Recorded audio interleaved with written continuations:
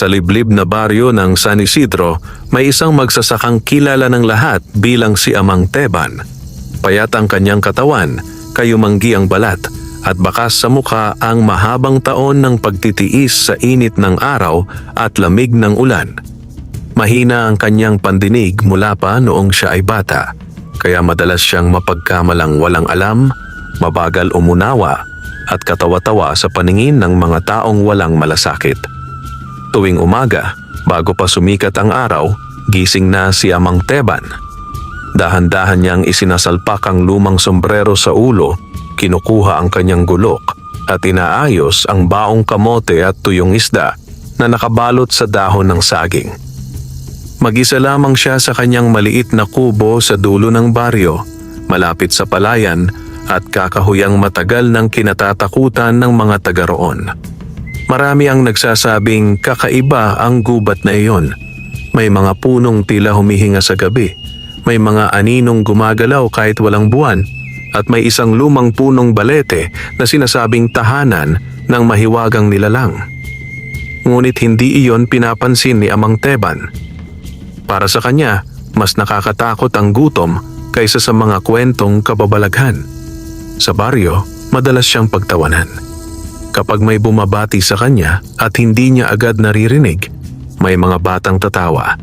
Kapag may nagtatanong at iba ang kanyang sagot, may matatandang umiiling habang may ngiting mapanukso. Minsan, tinatawag siyang Tebang Bingi ng ilang kalalakihan sa tindahan ni Aling Sabel. Hindi nagagalit si Amang Teban.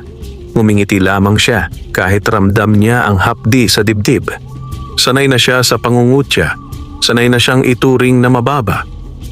Ngunit sa gabi, kapag mag-isa na siya at tahimik ang paligid, doon niya nararamdaman ang bigat ng pagiging iba sa paningin ng marami. Isang araw, dumating sa baryo ang usap-usapang may malaking ahas na gumagala sa may bukirin. May nagsabing nakita raw ito sa pilapil, may nagsabing sa tabi ng ilog, at may nagsabing kumikislap daw ang kaliskis nito na parang ginto kapag tinamaan ng araw. Walang gustong lumapit sa bahaging iyon ng bukid sapagkat naniniwala silang hindi karaniwang hayop ang ahas. Ngunit si Amang Teban ay walang narinig na babala. Mahina ang kanyang pandinig at wala ring nagabalang lapitan siya ng maayos upang ipaliwanag ang panganib. Ang iba pa nga ay natawa lamang habang pinagmamasdan siyang naglalakad patungo sa kanyang taniman. Kinahapunan, habang nililinis ni Amang Teban ang damo sa gilid ng kanyang palayan, napansin niya ang isang kakaibang ningning sa ilalim ng makapal na talahib. Akala niya noong una ay piraso iyon ng salamin o tansong naiwan ng kung sino. Lumapit siya at marahang hinawi ang damo gamit ang kanyang gulok. Doon niya nakita ang ahas. Mahaba ito, makintabang balat, at may mga guhit na tila sinulid na ginto sa likod. Hindi ito gumalaw na parang karaniwang ahas na handang tumakas. Sa halip, itinaas nito ang ulo at tumitig kay Amang Teban na waring nakakakilala. Hindi agad umatras ang matanda. Nanlaki ang kanyang mga mata, ngunit hindi siya sumigaw. Sa kakaibang paraan, wala siyang naramdamang matinding takot.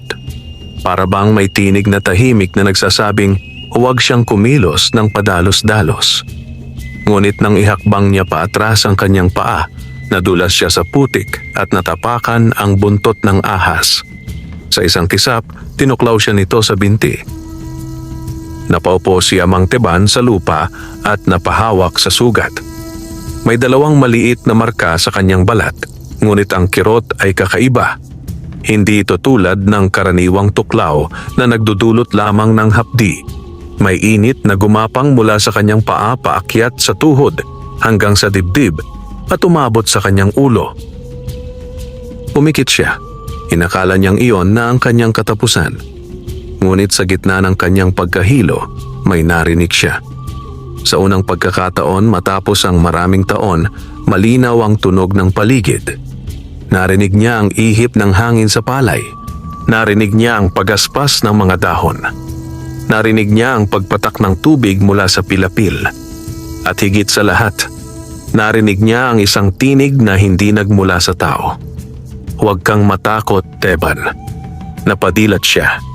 Ang ahas ay nasa harapan pa rin niya, ngunit hindi na ito mukhang hayop lamang.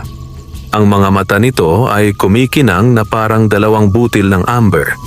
Sa paligid nito, tila lumalambot ang liwanag ng dapit hapon. Marahang gumapang ang ahas palayo, ngunit bago ito tuluyang nawala sa talahib, muling umalingaw-ngaw ang tinig sa isipan ni Amang Teban. "Ang tinuklaw ko ay hindi upang patayin ka, kundi upang gisingin ang nakatagong biyaya sa iyong dugo." Nang mawala ang ahas, nawalan ng malay si Amang Teban sa gitna ng bukid. Kinagabihan, natagpuan siya ng isang batang pastol na nagngangalang Milo. Humingi ito ng tulong sa baryo. Ngunit nang marinig ng mga tao na si Amang Teban ang natuklaw, may ilan pang nagbiro na baka raw hindi niya narinig ang pagsitsit ng ahas. May tumawa, may umiling, may nagsabing malas daw talaga ang taong hindi marunong makinig. Ngunit si Aling Marta, isang balong hilot na may mabuting puso, ang unang lumapit.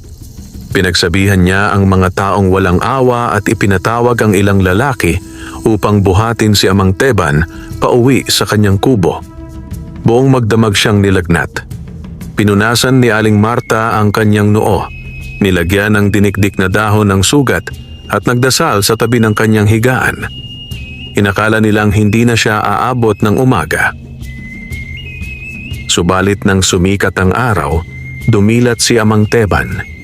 Hindi na maputla ang kanyang mukha, hindi na nangingitim ang sugat. At nang magsalita si Aling Marta mula sa pintuan, agad siyang lumingon. Narinig niya ito ng malinaw. Napanganga si Aling Marta. Sa labas ng kubo, nagsimulang magtipon ng mga tao. Kumalat ang balitang buhay si Amang Teban kahit tinuklaw ng mahiwagang ahas. Ang mga dating tumatawa sa kanya ay ngayon na may nag-uusisa, nagtataka at natatakot. Ngunit hindi iyon ang pinakakakaiba. Nang tumayo si Amang Teban at lumabas sa kanyang kubo, bigla niyang narinig ang bulungan ng mga tao kahit sila ay malayo. Narinig niya ang pintig ng pakpak ng ibon sa sanga. Narinig niya ang paggapang ng butiki sa bubong. Narinig niya maging ang mahihinang iyak ng isang bata sa kabilang bahay.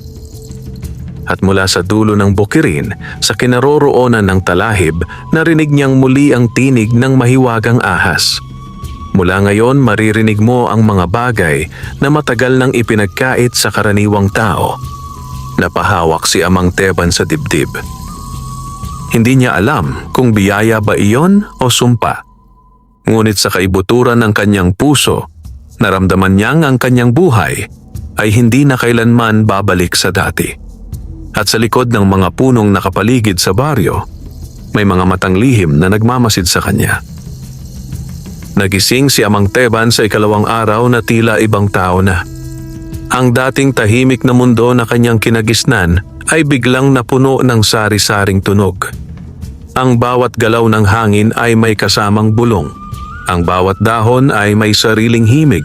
At ang bawat tao sa baryo ay tila may lihim na hindi na itatago sa kanyang pandinig.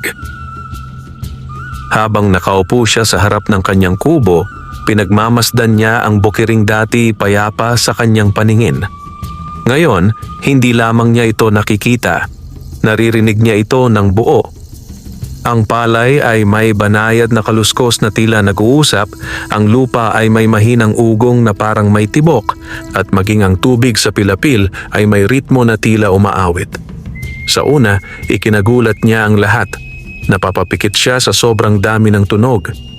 Ngunit habang tumatagal, unti-unti niyang natutunang makilala ang bawat isa.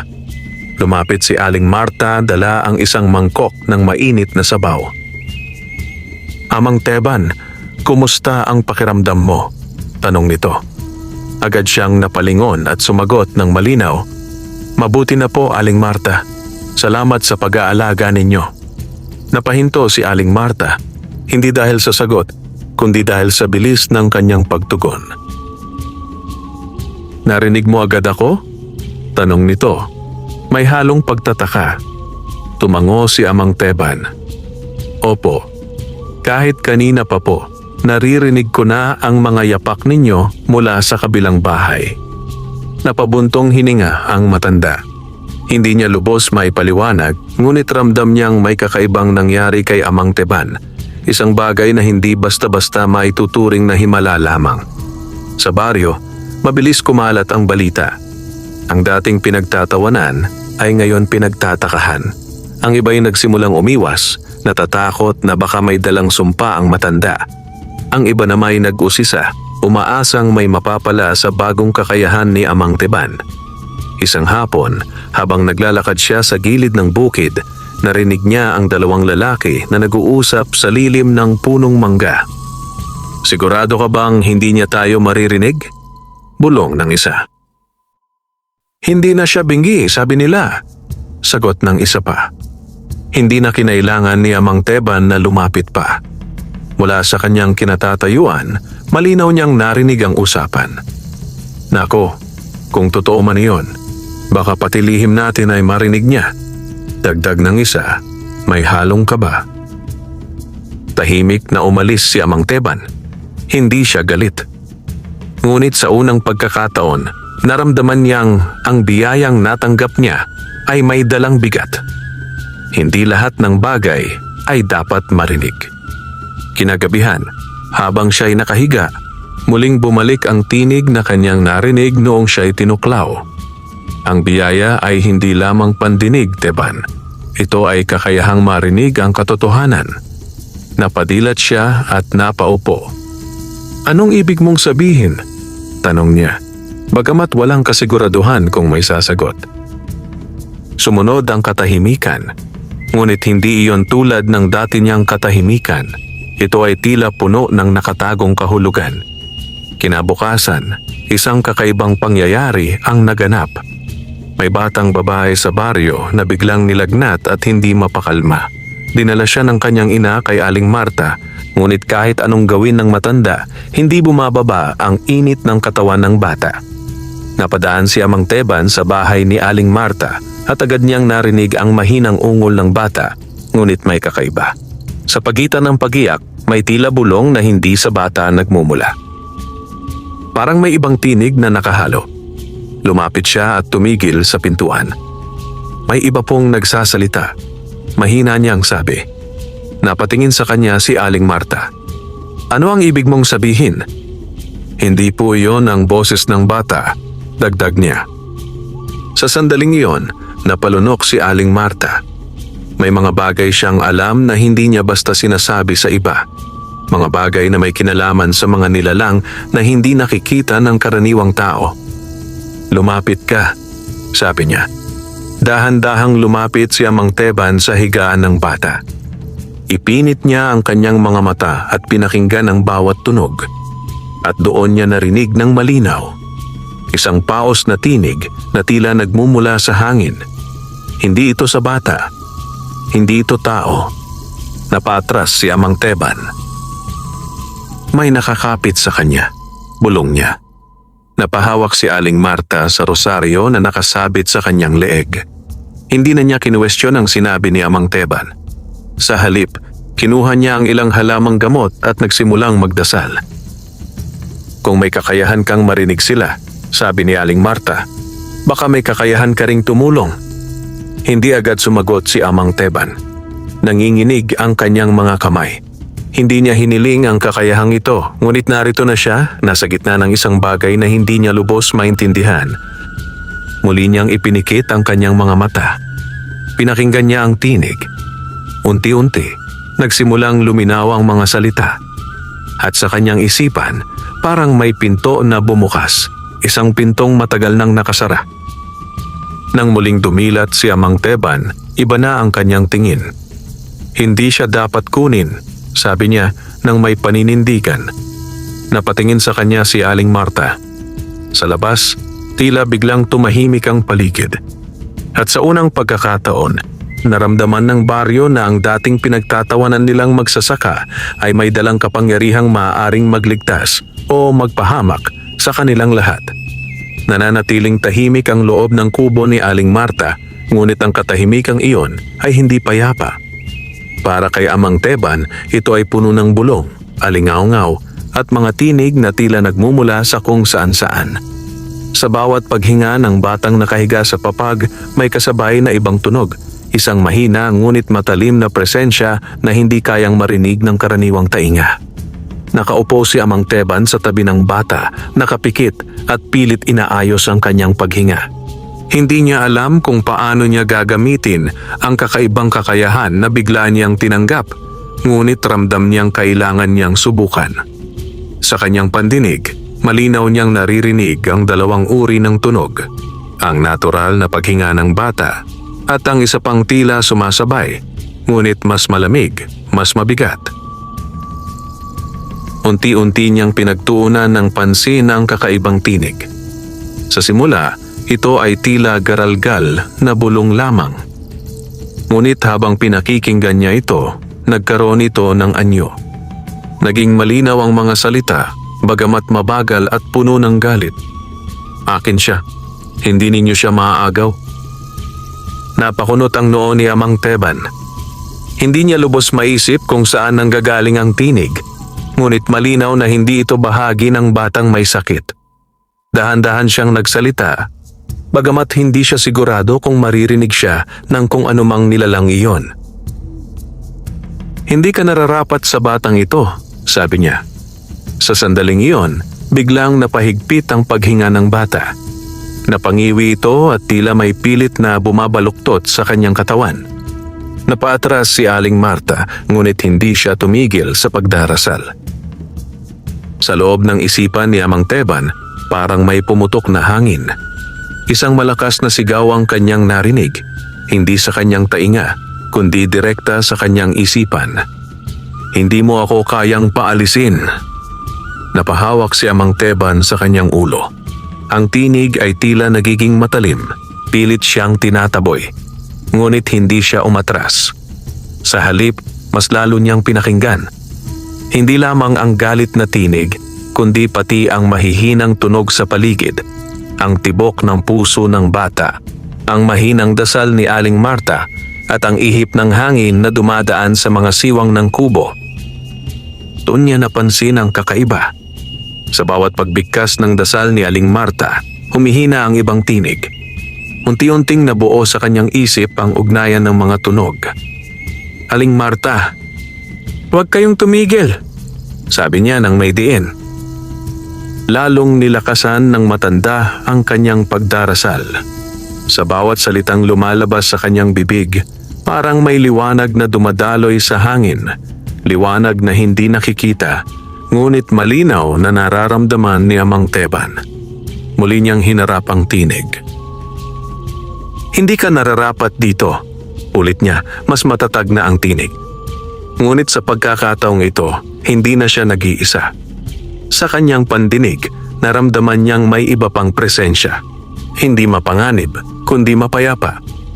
Para bang may isang tahimik na gabay na nakikinig din, nagmamasid at naghihintay. Ang parehong presensya na kanyang naramdaman noong siya'y tinuklaw ng mahiwagang ahas. Biglang bumilis ang tibok ng kanyang puso. Kung ito ang biyaya na ibinigay mo sa akin, bulong niya sa sarili, tulungan mo ako. Sa sandaling iyon, tila lumakas ang kanyang pandinig. Mas malinaw niyang narinig ang dalawang tinig, ang galit na kumakapit sa bata at ang mahina ngunit maliwanag na presensyang tila nagmumula sa kung saan.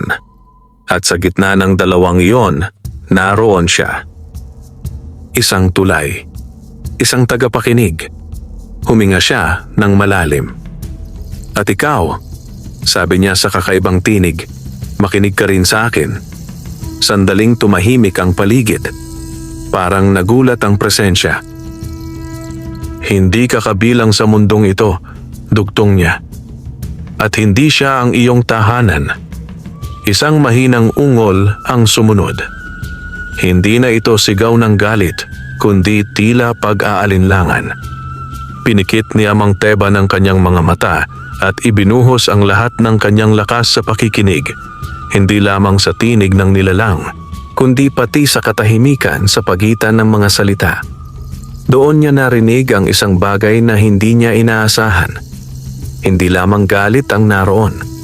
May lungkot, may pangungulila. Unti-unting bumagal ang kanyang paghinga. May hinahanap ka, mahina niyang sabi. Muling kumislot ang katawan ng bata, ngunit hindi na ito marahas. May nawala sa iyo, dagdag niya. Sa pagkakataong iyon, tila may pader na nabasag sa pagitan nila. Ang galit na tinig ay naging mahina. Iniwan ako. Bulong nito. Napadilat si Amang Teban. Hindi niya alam kung paano, ngunit malinaw niyang naramdaman ang pinanggagalingan ng nilalang, isang ligaw na kaluluwa, naligaw sa pagitan ng dalawang mundo, kumakapit sa unang buhay na kanyang natagpuan. Hindi na siya natakot. Sa halip, nakaramdam siya ng awa. Hindi ito ang paraan, sabi niya. Hindi mo kailangang mang-agaw para manatili. Sa likod niya, patuloy ang pagdarasal ni Aling Marta. Ang bawat salita ay tila nagiging gabay sa naliligaw na kaluluwa. May ibang daan, dagdag ni Amang Teban. Tahimik ang ilang sandali. Pagkatapos narinig niya ang isang buntong hininga. At kasabay nito, biglang lumuwag ang paghinga ng bata. Unti-unting bumalik sa normal ang kanyang katawan. Nawala ang paninigas at ang kanyang noo ay hindi na mainit. Napaatras si Amang Teban, hingal na hingal. Sa kanyang pandinig, naramdaman niyang unti-unting lumalayo ang presensya. Bago ito tuluyang mawala, isang huling bulong ang kanyang narinig. Salamat! Napabuntong hininga si Amang Teban at napaupo sa sahig. Napatigil si Aling Marta sa pagdarasal at agad lumapit sa bata. Hinawakan niya ang noo nito at napangiti. Wala na ang lagnat, bulong niya. Pagkatapos, tumingin siya kay Amang Teban. Hindi na tulad ng dati na may halong awa o pag-aalinlangan, kundi may paggalang. Hindi ka na lamang basta nakaririnig, sabi niya. Nakauunawa ka. Hindi sumagot si Amang Teban.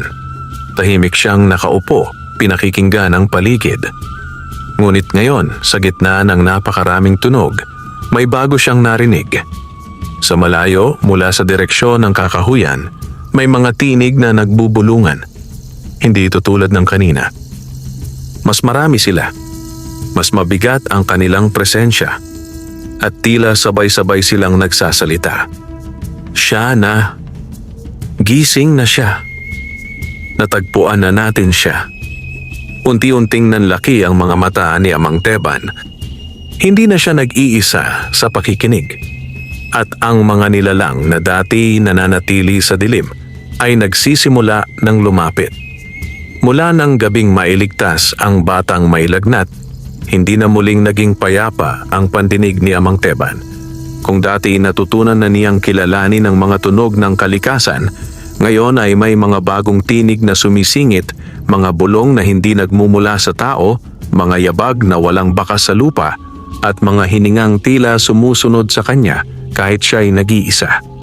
Kinabukasan, kumalat sa buong baryo ang nangyari.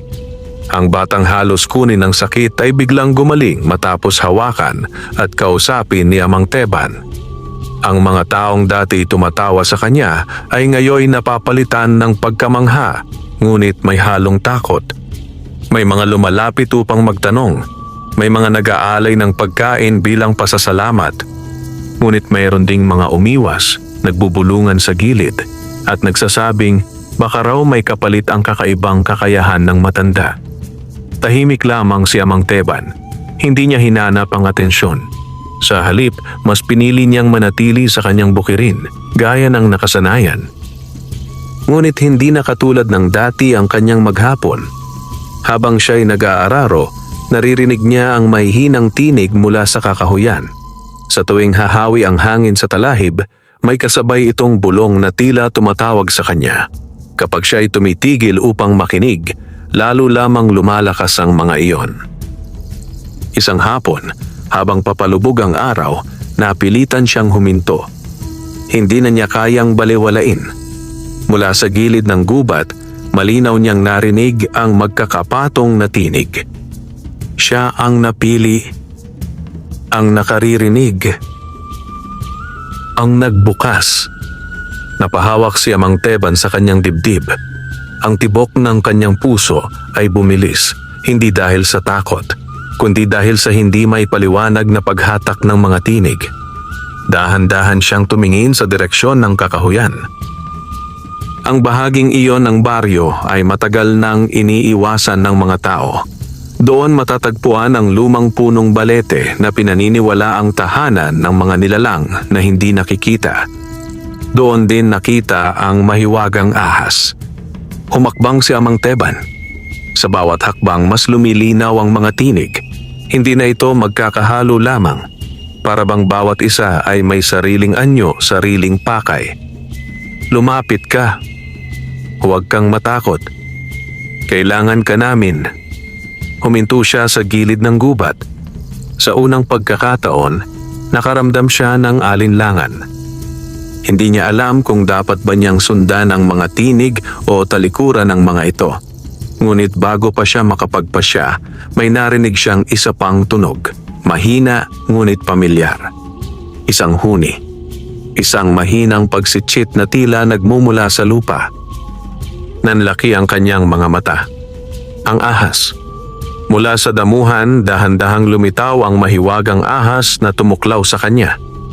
Pareho pa rin ang kislap ng kaliskis nito at ang mga mata ay tila naglalaman ng lihim na hindi kayang ipaliwanag ng salita. Hindi gumalaw si Amang Teban. Sa halip, naghintay siya. At gaya ng dati, hindi sa tainga niya nanggaling ang tinig, kundi sa loob ng kanyang isipan. Hinarap mo ang unang pagsubok. Napahinga ng malalim si Amang Teban. Ikaw, bakit mo ako pinili? Bahagyang umangat ang ulo ng ahas. Hindi kita pinili, sagot nito. Ikaw ang tumugon. Napakunot ang noo ng matanda. Hindi ko naiintindihan, sabi niya. Sa paligid nila tila humina ang ibang mga tinig, para bang nagbibigay daan sa pag-uusap nila. Matagal nang may balanse sa pagitan ng mundong iyong ginagalawan at ng mundong hindi mo nakikita, paliwanag ng ahas. Ngunit ang balanse ay nagsisimula ng masira. Dahil sa akin? Tanong ni Amang Teban. Hindi dahil sa iyo, sagot ng ahas. Ngunit ikaw ang maaaring tumulong upang ito'y maitama. Tahimik si Amang Teban. Ang mga salitang iyon ay mabigat. Ano ang kailangan kong gawin? Mahina niyang tanong. Saglit na tumahimik ang ahas, saka muling nagsalita. Makinig. Napapikit si Amang Teban. Sa una, pawang ingay lamang ang kanyang narinig. Hangin, dahon, insekto. Ngunit unti-unti, lumutang ang mga kakaibang tinig. Mas malinaw, mas malapit. Hindi na sila nagtatago. Hindi kami kaaway. Kami nakalimutan. Gusto lang naming marinig. Biglang nanikip ang dibdib ni Amang Teban. Hindi na ito tulad ng kaninang iisang kaluluwa lamang. Marami sila. At lahat ay tila may sariling kwento, sariling sakit. Napadilat siya. Hindi ko kayang pakinggan silang lahat, sabi niya. Hindi mo kailangang lahatin, sagot ng ahas. Ngunit kailangan mong piliin kung alin ang iyong papakinggan. Napayuko si Amang Teban. Sa buong buhay niya, siya ang hindi pinapakinggan. Siya ang napag-iiwanan, napagtatawanan. At ngayon, siya ang may kakayahang makinig, ngunit sa mga tinig na hindi nakikita ng iba. May kapalit ba ito? Tanong niya. Hindi agad sumagot ang ahas. Ngunit sa katahimikan, naramdaman ni Amang Teban ang sagot. Ang bawat biyaya, wika ng ahas sa huli, ay may bigat na kailangang dalhin. Unti-unting umatras ang ahas, pabalik sa damuhan. Hindi pa ito ang huling pagkakataon na magkikita tayo, dagdag nito. At bago tuluyang nawala, muli nitong sinabi, maghanda ka. Naiwang mag-isa si Amang Teban sa gilid ng kakahuyan. Ngunit hindi na siya tunay na nag-iisa. Sa kanyang pandinig, patuloy ang mga bulong. Mas malinaw, mas mapilit, mas marami. At sa gitna ng mga tinig na iyon, may isa na kakaiba. Mas malamig, mas tahimik, ngunit mas makapangyarihan. Hindi ito humihingi. Hindi ito nakikiusap. Ito ay naghihintay. At nang marinig iyon ni Amang Teban, unti-unting bumigat ang kanyang pakiramdam, sapagkat alam niyang ang susunod na haharapin niya ay hindi tulad ng mga nauna. At sa kailaliman ng kagubatan, may isang presensyang matagal nang natutulog, na ngayoy nagsisimula ng magising. Sa mga sumunod na araw, lalong tumindi ang kakaibang kakayahan ni Amang Teban. Hindi na lamang mga bulong ang kanyang naririnig, kundi malinaw na mga tinig na tila may sariling damdamin, alaala at hangarin. Ang baryo ng San Isidro ay nananatiling payapa sa paningin ng iba, ngunit para sa kanya, ito ay isang lugar na puno ng mga hindi nakikitang presensya. Hindi na rin siya makatulog ng mahimbing. Tuwing gabi, habang siya ay nakahiga sa kanyang papag, may mga tinig na dumarating. May mga umiiyak, may mga nagmamakaawa, may mga nagagalit, at may mga tahimik lamang. Ngunit ang katahimikang iyon ay mas mabigat kaysa sa anumang sigaw. Sa bawat gabi, natutunan ni Amang Teban na unti-unting ihiwalay ang mga tinig na nangangailangan ng tulong mula sa mga dapat iwasan. Ngunit hindi lahat ay madaling unawain. Isang gabi, habang ang buwan ay bahagyang natatakpan ng ulap, may isang tinig na lumitaw. Hindi ito tulad ng iba. Wala itong emosyon. Wala itong pagmamakaawa. Isa lamang itong malinaw na pahayag. Lumapit ka. Napadilat si Amang Teban. Napaupo siya sa kanyang higaan, nakikiramdam. Tahimik ang paligid. Ngunit muli niyang narinig ang tinig. Alam kong naririnig mo ako. Dahan-dahan siyang tumayo at lumabas ng kubo. Sa labas, malamig ang hangin. Ang mga bituin ay tila nagtatago sa likod ng ulap at ang buong baryo ay nakalubog sa katahimikan. Ngunit sa kanyang pandinig, hindi ito tahimik. Ang tinig ay nanggagaling sa kakahuyan, sa parehong direksyon kung saan niya nakita ang mahiwagang ahas.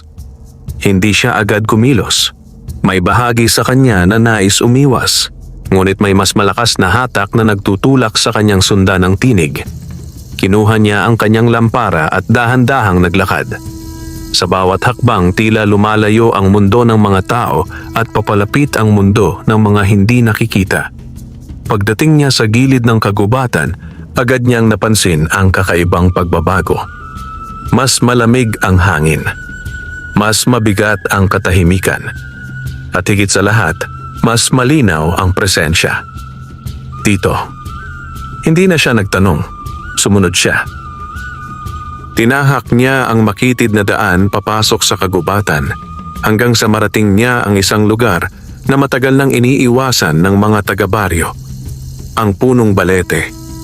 Napakalaki nito, tila ba sumasakop sa kalahati ng kalangitan. Ang mga ugat nito ay nakausli sa lupa na parang mga galamay at ang mga sanga ay tila kamay na nakaunat sa dilim. Huminto si Amang Teban sa harap nito at doon niya naramdaman ang pinagmumulan ng tinig. Sa wakas, napahigpit hawak niya sa lampara. "Ano ka?" tanong niya. Tahimik ang ilang sandali. Pagkatapos may marahang pagtawa. Hindi ito malakas, ngunit may bigat. "Matagal na akong narito," sagot ng tinig. "Mas matagal pa sa alaala ng baryong ito." Pinilit ni Amang Teban na maging matatag. "Ano ang kailangan mo sa akin?" "Hindi mo pa rin nauunawaan," sagot ng tinig. "Ikaw ang kailangan." Biglang umihip ang hangin. Kumaluskos ang mga dahon ng balete at sa kanyang pandinig, tila may libo-libong bulong na sabay-sabay na nagsalita. Ngunit sa gitna ng lahat, nanatiling malinaw ang iisang tinig. "Ang mundo ninyo at ang mundo namin ay naglalapit na," sabi nito. "At ikaw ang tulay." Napaatras si Amang Teban. Hindi ko hiniling ito, sabi niya. Hindi rin ito hinihiling, sagot ng tinig. Ito ay tinatawag. Sa sandaling iyon, naramdaman niya ang bigat sa kanyang dibdib, parang may puwersang humihila sa kanya palapit sa puno. Ang kanyang mga paa ay tila kusang kumikilos. Huwag, bulong niya sa sarili. Ngunit mas lumakas ang tinig. Lumapit ka. Sa kanyang pandinig, nawala ang ibang mga tunog. Tanging ang tinig na iyon ang natira. Malamig, matatag, at puno ng kapangyarihan. Ilang hakbang na lamang at maabot na niya ang ugat ng balete. Ngunit biglang may isa pang tunog ang pumasok. Isang mahinang pagsitsit. Pamilyar. Mula sa gilid ng kanyang pandinig, narinig niya ang tinig ng mahiwagang ahas. Huminto ka. Parang nabasag ang pagkakahila sa kanya. Napahinto si Amang Teban at napahinga ng malalim. Hindi pa siya handa. Dagdag ng ahas. Nagbago ang tono ng tinig mula sa balete. Mas naging malamig. Mas naging mapanganib. Hindi ikaw ang magpapasya, sagot nito. Unti-unting lumakas ang hangin. Ang mga sanga ng balete ay kumaluskos ng marahas at ang buong paligid ay tila nagigising. Ngunit hindi na gumalaw si Amang Teban. Pinilit niyang ituon ang kanyang pandinig sa tinig ng ahas. Umalis ka, sabi nito. Hindi na siya nagdalawang isip. Dahan-dahan siyang umatras, hindi inaalis ang tingin sa puno. Sa bawat hakbang palayo, naririnig niya ang mahinang ungol mula sa balete. Hindi sigaw, kundi isang uri ng babala. Nang tuluyan siyang makalabas sa kagubatan, saka lamang siya napaluhod sa lupa. Hingal na hingal. Nanginginig. Maya-maya, lumapit sa kanya ang ahas, tahimik na gumapang sa damuhan.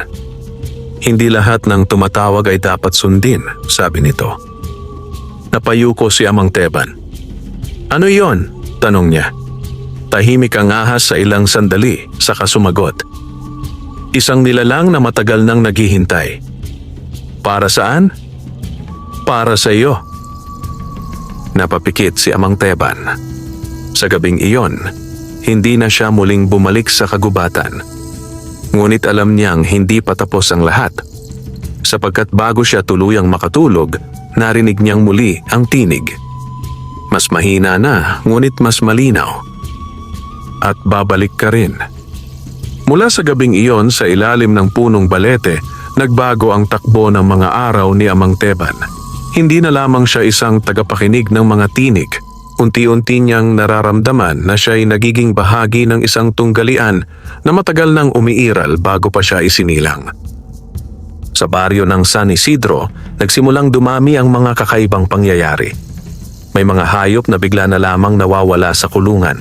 May mga bata na nagigising sa gabi, umiiyak ngunit hindi maipaliwanag kung bakit. May mga matatanda na nagsasabing may nakikita silang anino sa gilid ng kanilang paningin. Mga aninong nawawala kapag sinubukan nilang titigan.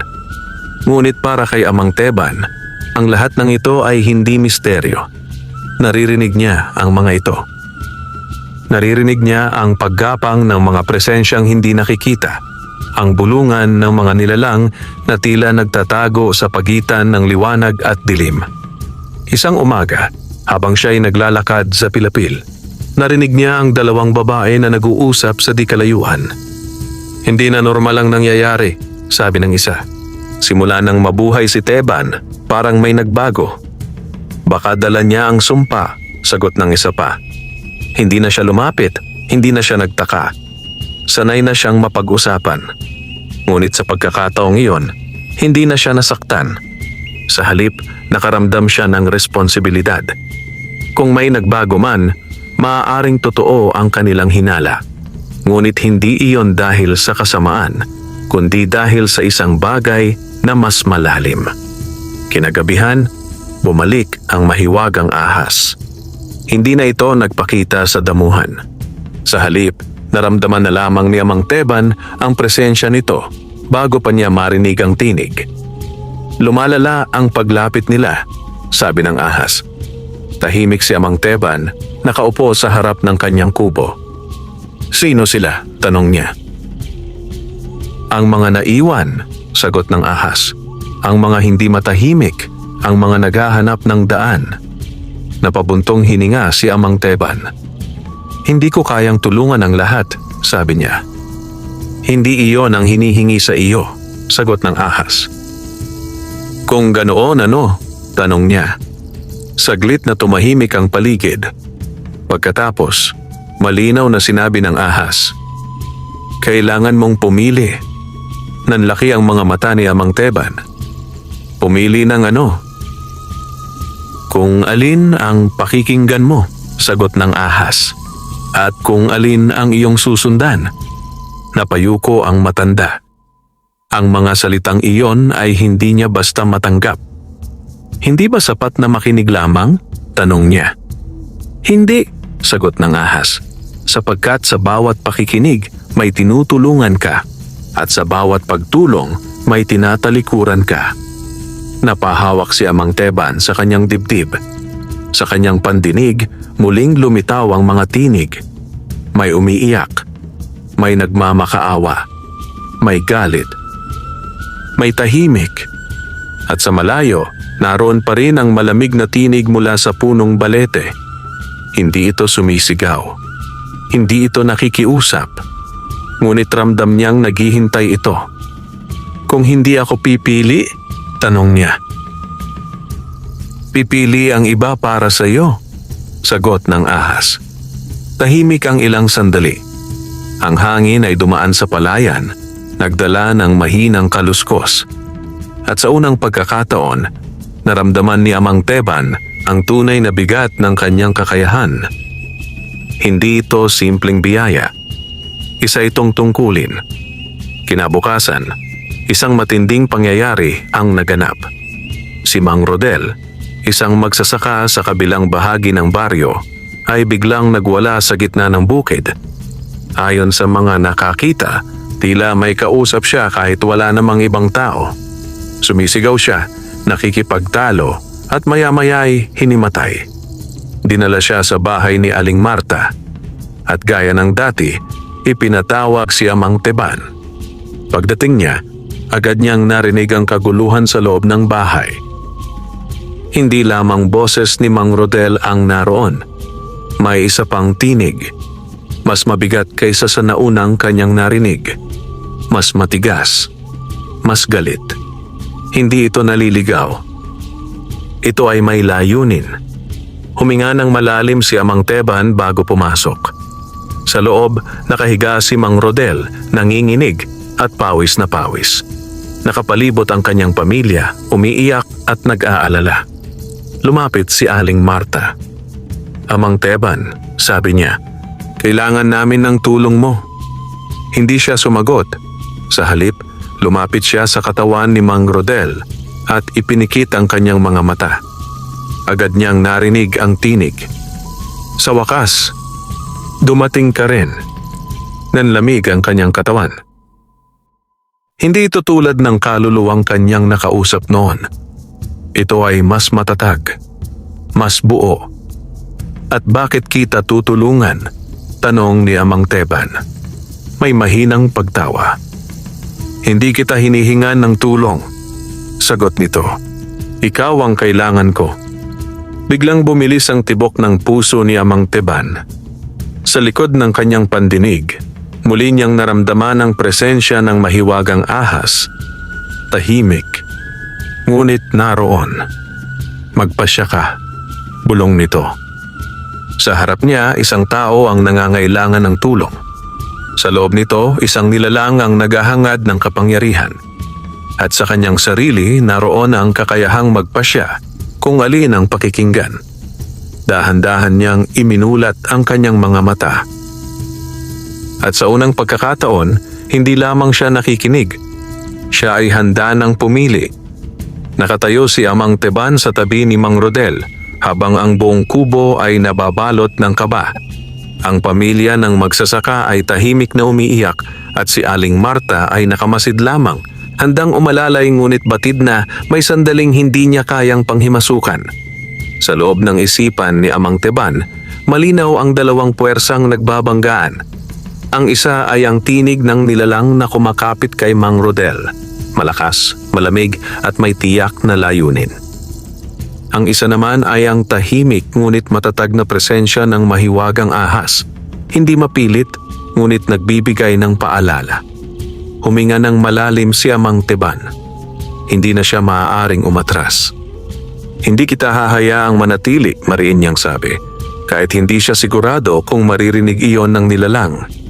Agad siyang sinagot ng isang mahinang halakhak. At sino ka para pigilan ako? Tugon ng tinig. Hindi na natakot si Amang Teban. Sa halip, ipinikit niya ang kanyang mga mata at pinakinggan ang lahat. Hindi lamang ang tinig ng nilalang, kundi pati ang tibok ng puso ni Mang Rodel, ang pag-iyak ng kanyang asawa, ang pagdarasal ni Aling Marta, at ang hangin na dumadaan sa siwang ng kubo. Sa gitna ng lahat ng iyon, hinanap niya ang katotohanan. At doon niya naramdaman ang kakaiba. Ang nilalang ay hindi basta pumapasok. Ito ay nakakabit. May pinanggagalingan. May dahilan. Bakit mo siya pinili? Tanong ni Amang Teban. Sandaling tumahimik ang tinig. Pagkatapos ay sumagot. Mahina siya. Napakunot ang noo ni Amang Teban. Mahina ang loob, madaling pasukin. Dagdag nito. Unti-unting nagbukas ang pangunawa ni Amang Teban. Hindi lahat ng sinasapian ay walang dahilan. May mga sugat na hindi nakikita. Mga panghihinang hindi napapansin ng iba. Hindi kanya pag-aari, sabi ni Amang Teban. Ngayon, oo, sagot ng nilalang. Biglang napasinghap si Mang Rodel at napabaluktot ang kanyang katawan. Nagsimulang mag-iyak ang kanyang asawa. Amang Teban, tulungan mo siya! Sigaw nito. Ngunit hindi gumalaw ang matanda. Sa halip, mas lalo niyang pinatatag ang kanyang pakikinig. Sa loob ng katawan ni Mang Rodel, hindi lamang ang nilalang ang naroon. Naroon din ang mahina, ngunit buhay na tinig ng tunay na may-ari ng katawan. Makinig ka sa kanya, bulong ng mahiwagang ahas. Unti-unting hinanap ni Amang Teban ang tinig na iyon. Sa una, halos hindi niya ito marinig. Ngunit nang ituon niya ang kanyang buong pansin, narinig niya ito. Isang mahinang pagmamakaawa. Pagod na ako. Nanikip ang dibdib ni Amang Teban. Hindi ka nag-iisa, sagot niya. Sa sandaling iyon, tila may nagbago. Ang malakas na presensya ng nilalang ay bahagyang umatras. Tumahimik ka, sigaw nito. Ngunit hindi na pinansin ni Amang Teban. Sa halip, mas pinili niyang kausapin ang tunay na tinig ni Mang Rodel. Hindi ka mahina, sabi niya. Naririnig kita. Unti-unting lumakas ang mahinang tinig. Parang may apoy na muling nag-aalab sa loob ng katawan ng magsasaka. At kasabay nito, naramdaman ni Amang Teban ang paghina ng ibang presensya. Hindi ito tapos, galit na sigaw ng nilalang. Ngunit ngayon, hindi na ito ganoon kalakas. Huminga ng malalim si Amang Teban at inilapit ang kanyang kamay sa noo ni Mang Rodel. Hindi niya alam kung paano niya ito gagawin. Ngunit ramdam niyang may gabay sa kanya. Umalis ka, mariin niyang utos. Sa sandaling iyon, tila huminto ang lahat. Ang hangin, ang mga iyak, ang tibok ng oras. At sa loob ng kanyang pandinig, narinig niya ang isang malakas na pagkapunit, parang isang bagay na pilit hinihiwalay. Sumigaw si Mang Rodel. Pagkatapos, biglang natahimik. Unti-unting bumalik sa normal ang kanyang paghinga. Nawala ang panginginig ng kanyang katawan. Ang kanyang muka ay unti-unting naging payapa. Napaatras si Amang Teban, hingal na hingal. Sa kanyang pandinig, naramdaman niyang lumalayo ang presensya ng nilalang. Hindi tuluyang nawala, kundi umatras lamang. Hindi pa ito ang wakas. Bulong nito bago tuluyang nawala. Napaupo si Amang Teban sa sahig. Si Aling Marta ay agad lumapit kay Mang Rodel at sinuri ito. Gising na siya, sabi niya. May halong ginhawa. Unti-unting dumilat ang magsasaka. Nalilito, mahina, ngunit buhay. Nagsimulang magpasalamat ang kanyang pamilya, umiiyak sa tuwa. Ngunit si Amang Teban ay nanatiling tahimik. Sa kanyang pandinig, may bago siyang naramdaman. Hindi na lamang mga tinig ng tulong. May mga tinig ng galit, ng pagkabigo, ng paghihiganti. Mula sa malayo, sa kailaliman ng kagubatan, muli niyang narinig ang malamig na presensya mula sa punong balete. Ngunit ngayon, may pagbabago. Hindi na ito naghihintay lamang. Ito ay nagmamasid. At tila natuto. Napayuko si Amang Teban. Ang unang pagpigil ay nagtagumpay. Ngunit kapalit nito, may isang bagay na mas malaki ang nagising. At sa gabing iyon, sa unang pagkakataon, naramdaman niyang ang laban ay hindi na lamang para sa mga naliligaw na kaluluwa, kundi laban sa isang puwersang may sariling layunin. At siya ang pinili nitong harapin. Matapos ang nangyari kay Mang Rodel, hindi na nagduda ang baryo ng San Isidro sa kakayahan ni Amang Teban. Ang mga dating tumatawa sa kanya ay ngayon may halong paggalang at takot. May mga nag-aalay ng pagkain sa kanyang kubo, may mga lumalapit upang humingi ng payo, at may mga palihim na nagdarasal na sana'y hindi sila mapansin ng mga bagay na kanyang naririnig. Ngunit para kay Amang Teban, ang pagkilala ng mga tao ay walang gaanong halaga. Mas mabigat ang kanyang nararamdaman sa loob, sapagkat mula nang paalisin niya ang nilalang kay Mang Rodel, hindi na tumigil ang mga tinig. Hindi na sila nagmamakaawa lamang. May ilan na nagagalit, may ilan na nagmamasid, at may isa, ang pinakamalakas, na nananatiling tahimik ngunit laging naroon. Ang tinig mula sa punong balete.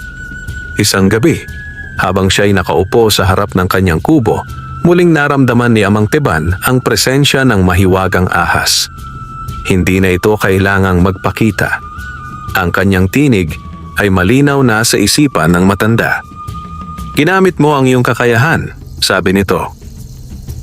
Tahimik si Amang Teban. Ngunit may kapalit, dagdag ng ahas. Napabuntong hininga ang matanda. Nararamdaman ko na. Hindi sila matutuwa. Paliwanag ng ahas. Ang mga tulad niya na iyong pinigilan ay hindi basta sumusuko. Hindi ko hinanap ang laban na ito, sagot ni Amang Teban. Ngunit tinanggap mo ito, tugon ng ahas. Sandaling tumahimik ang paligid. Pagkatapos ay muling nagsalita ang ahas. May mas matindi pang darating. Hindi na nagtanong si Amang Teban. Sa kanyang pandinig, nararamdaman na niya. At sa gabing iyon, dumating ang senyales. Biglang lumamig ang hangin. Ang mga aso sa baryo ay sabay-sabay na napaungol. Ang mga ilaw sa ilang bahay ay kumurap. At ang katahimikan ng gabi ay napalitan ng mabigat na pakiramdam. Napalingon si Amang Teban sa direksyon ng kagubatan. At doon niya narinig isang malakas na ugong, tila nagmumula sa kailaliman ng lupa. Dumating ka na. Hindi na siya nagatubili. Tumayo siya at tinahak muli ang daan papunta sa punong balete. Sa bawat hakbang, mas lumalakas ang presensya. Hindi na ito simpleng bulong.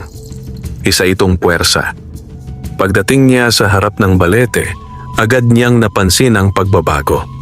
Ang paligid nito ay tila nababalot ng dilim kahit may liwanag ng buwan. Ang hangin ay hindi gumagalaw at ang mga dahon ay hindi kumikilos. Parang ang buong lugar ay huminto. At bumalik ka nga, sabi ng tinig. Hindi na umatras si Amang Teban. Ano ang gusto mo? Tanong niya. May marahang pagtawa. Hindi mo pa rin nauunawaan, sagot nito. Hindi ako humihingi, ako'y kumukuha. Biglang kumaluskos ang mga ugat ng balete. Sa pandinig ni Amang Teban, tila may mga paa na gumagapang sa ilalim ng lupa. Marami, sabay-sabay, papalapit. At ikaw ang susi, dagdag ng tinig. Nanlaki ang mga mata ni Amang Teban. Hindi ako papayag, mariin niyang sabi. Ngunit hindi natakot ang presensya. Sa halip, lalo itong lumakas. Hindi mo mapipigilan ang hindi mo nauunawaan, sagot nito. Sa sandaling iyon, biglang dumami ang mga tinig sa paligid.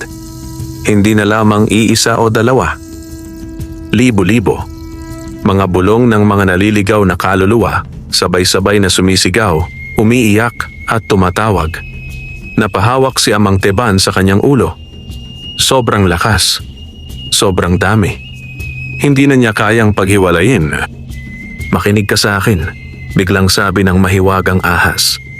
Sa gitna ng kaguluhan, hinanap ni Amang Teban ang tinig na iyon. Hindi sa kanila, dagdag nito. Sa sarili mo. Pinilit niyang huminga ng malalim. Sa halip na pakinggan ng lahat, pinili niyang ituon ang kanyang pandinig sa isang bagay. Ang kanyang sariling tibok ng puso. Dahan-dahan, nagsimulang humina ang ingay. Hindi tuluyang nawala, ngunit nagkaroon ng puwang. At ngayon, sabi ng ahas, piliin mo kung ano ang papakinggan. Sa harap niya, ang balete ay tila gumagalaw. Ang presensya nito ay nagiging mas malinaw, hindi anyo, kundi isang lakas na nakapaligid sa puno. Sumama ka sa akin, bulong nito, at maririnig mo ang lahat. Napapikit si Amang Teban. Sa isang banda, ang alok ay tukso. Ang kakayahang maunawaan ang lahat ng tinig. Ang hindi na muling malito. Ngunit sa kabilang banda, naramdaman niya ang bigat nito. Hindi ito biyaya. Ito ay pag-angkin. Hindi ako sa iyo. Mahina ngunit matatag niyang sabi. Biglang nag-iba ang hangin. Ang katahimikan ay napalitan ng galit. Kung ganoon, mariing sagot ng presensya. Aagawin kita. Sa sandaling iyon, naramdaman ni Amang Teban ang matinding paghila. Parang may puwersang pilit kumukuha sa kanyang pandinig, sa kanyang isipan, sa kanyang pagkatao. Napahawak siya sa lupa, ngunit hindi siya bumitaw. Sa halip, mas lalo niyang pinatatag ang kanyang loob. Hindi ako magpapagamit, sabi niya. At sa unang pagkakataon, hindi lamang siya nakinig. Lumaban siya. Biglang, isang malakas na pagsitsit ang umalingaw-ngaw sa paligid. Ang mahiwagang ahas ay lumitaw, mabilis na gumapang sa pagitan ni Amang Teban at ng balete. Sa kanyang pandinig, tila may dalawang puwersang nagbanggaan. Isang malakas na ugong ang sumunod. At pagkatapos, katahimikan. Napahiga si Amang Teban sa lupa, hingal na hingal. Unti-unting bumalik ang galaw ng hangin. Ang mga dahon ay muling kumaluskos. Ang buwan ay muling luminaw. Ngunit alam niyang hindi iyon ang katapusan.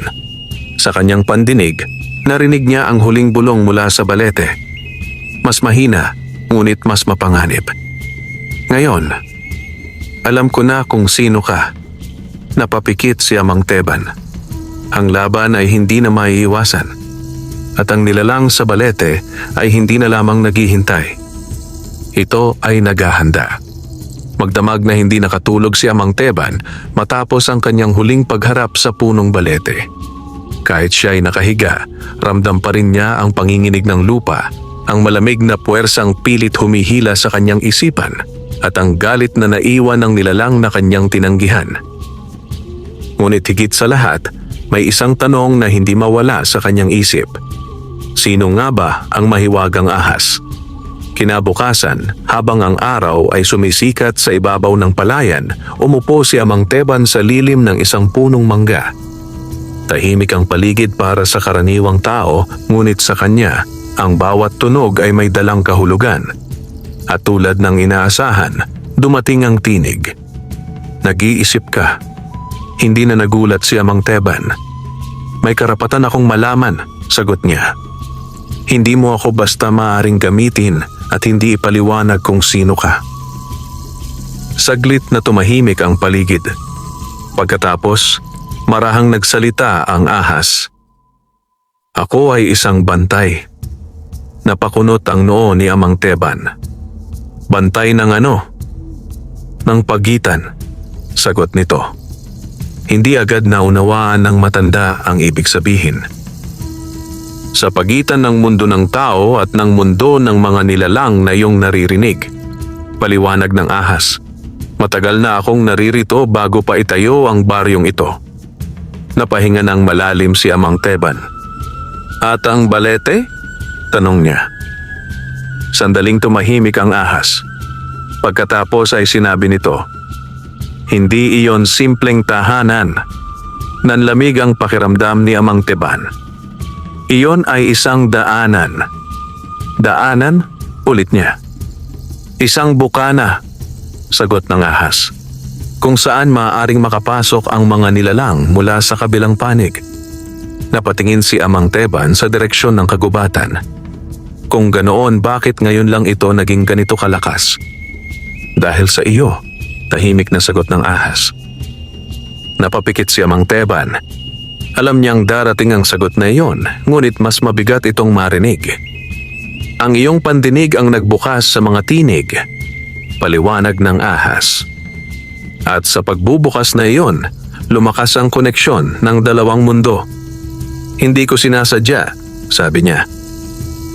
Ngunit nangyari na, sagot ng ahas. Tahimik ang ilang sandali. Pagkatapos, tinanong ni Amang Teban ang matagal nang bumabagabag sa kanya. Bakit ako? Sa pagkakataong ito, hindi agad sumagot ang ahas. Ngunit sa katahimikan, may isang bagay na naunawaan si Amang Teban. Hindi ito aksidente. Ako ba ay may kaugnayan dito? Tanong niya. Marahang sumagot ang ahas. May daloy ng dugo sa iyong angkan na matagal nang nakalimutan. Nanlaki ang mga mata ni Amang Teban. Ano ang ibig mong sabihin? May mga tulad mo noon, paliwanag ng ahas. Mga nakakarinig, mga tagapamagitan, ngunit unti-unti silang nawala. Ang ilan ay pinili ang liwanag, ang iba ay nilamon ng dilim. Napayuko si Amang Teban.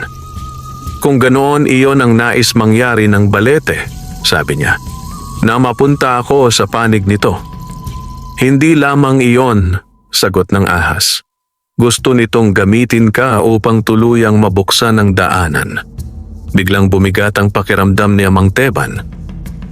Kung mabuksan iyon, hindi na mapipigilan ang pagpasok ng iba, sagot ng ahas. Tahimik ang paligid. Sa kanyang pandinig, tila lumayo ang mga karaniwang tunog, parang nagbibigay daan sa bigat ng katotohanan. May paraan ba para isara ito? Tanong niya. Mayroon, sagot ng ahas, ngunit hindi ito madali. Ano ang kailangan kong gawin? Saglit na tumahimik ang ahas. Pagkatapos, marahang sinabi nito, kailangan mong harapin ang pinagmulan. Napataas ang tingin ni Amang Teban.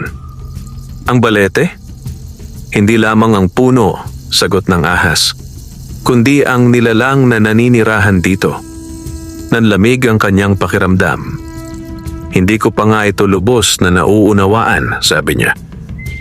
Hindi mo kailangang unawain ang lahat, sagot ng ahas, ngunit kailangan mong maging matatag. Sa sandaling iyon, may pumasok na bagong tunog sa kanyang pandinig. Hindi ito bulong. Hindi ito sigaw.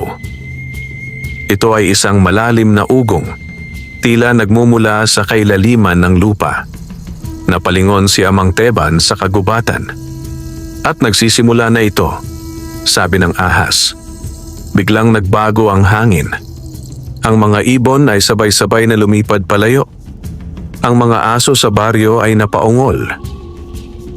At sa kanyang pandinig, malinaw niyang narinig. Isang pagkapunit. Parang may bagay na unti-unting bumubukas.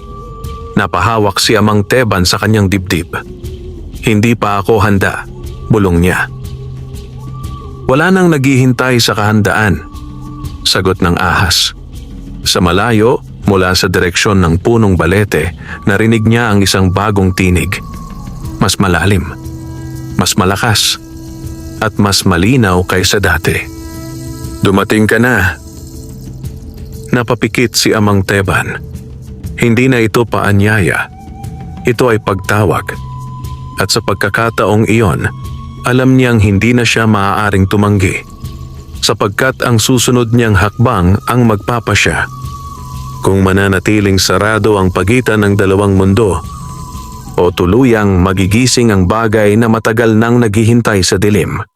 Madilim pa ang langit nang muling tumayo si Amang Teban sa harap ng kanyang kubo. Ang hangin ay tila mabigat at ang buong baryo ay nakalubog sa isang katahimikang hindi pangkaraniwan. Walang tila gumagalaw, ngunit sa kanyang pandinig, malinaw ang kaguluhan na nagmumula sa kailaliman ng kagubatan. Ang daanan ay nagbubukas. Hindi na niya kailangang itanong kung saan siya pupunta. Tahimik niyang kinuha ang kanyang lumang gulok, hindi bilang sandata, kundi bilang alaala ng kanyang simpleng buhay bilang magsasaka. Isang buhay na unti-unti nang napapalitan ng tungkuling hindi niya hiniling, ngunit hindi na niya maitatanggi. Sa kanyang isipan, muling narinig ang tinig ng mahiwagang ahas. Panahon na. Tumango si Amang Teban kahit hindi niya ito nakikita. Samahan mo ako, sabi niya. Hindi kita iiwan, sagot ng ahas. At sa pagkakataong iyon, naramdaman ni Amang Teban na hindi siya nag-iisa. Tinahak niya ang daan patungo sa kagubatan. Sa bawat hakbang, mas lumalakas ang ugong, isang malalim na tunog na tila nagmumula sa ilalim ng lupa. Ang mga puno ay tila nakamasid. Ang hangin ay hindi gumagalaw at ang liwanag ng buwan ay halos hindi makapasok sa pagitan ng mga sanga. Pagdating niya sa punong balete, agad niyang nakita ang pagbabago. Ang lupa sa paligid nito ay tila humihinga. Ang mga ugat ay bahagyang gumagalaw at ang hangin ay puno ng malamig na presensya. Hindi na ito simpleng puno. Ito ay isang bukana.